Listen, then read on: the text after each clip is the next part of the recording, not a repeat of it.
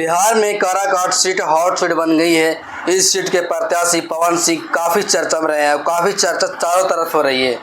उनकी संपत्ति को लेकर और उनकी दूसरी पत्नी को लेकर, उनके लव लाइफ को लेकर चर्चाओं का बाजार गर्म है। पवन सिंह भोजपुरी के पावर स्टार बने, लेकिन उनकी पारिवारिक जिंदगी में प्यार का पावर कभी टिक नहीं पाया। पवन सिंह की 2 शादियां भी जल्द खत्म हो गई। हालांकि दूसरी पत्नी ज्योति सिंह से उनका समझौता चल रहा है। ज्योति सिंह उनके नामांकन में मंच पर दिखी थी। आज सवाल उठ रहा है कि क्या लव लाइफ में असफल होने वाले पवन सिंह सियासी जिंदगी में सफल होंगे। इन सारे सवालों को जवाब जानने से पहले उनकी लव लाइफ पर एक नज़र डाल देनी चाहिए।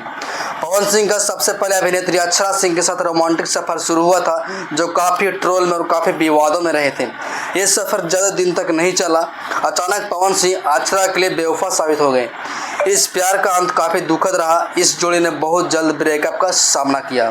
काट से चुनाव लड़ रहे पवन सिंह ने कुछ दिन पहले अपनी मां का बयान दोहराते हुए कहा था कि उनकी मां ने काराकाट भेजा है। वो काराकाट के बेटा है, वो परिवार की तरह रहेंगे।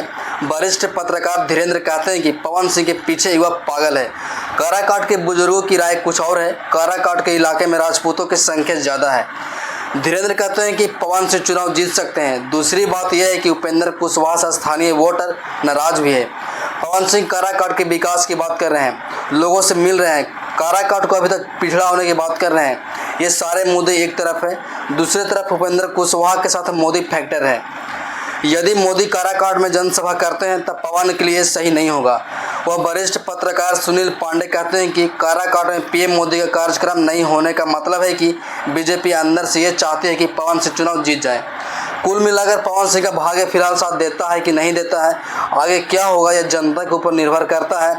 बाकी आपका क्या मत है? आप काराकाट से हैं? अगर ये वीडियो आप काराकाट से देख रहे हैं तो आप ही तय करेंगे।